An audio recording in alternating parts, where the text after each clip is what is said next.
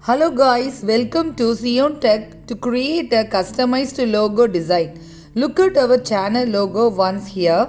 Now we are going to make a simple weight and free version. So now we are selecting a Canva to create an account.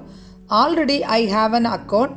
Open it in a home page. You can see the logo creating templates. Now we need a plain one. Left side you will see the elements. Here we need shapes.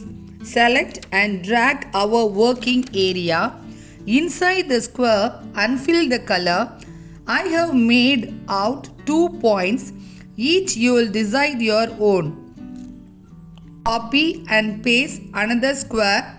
Fill it with maroon color and rotate it as you like in our channel logo.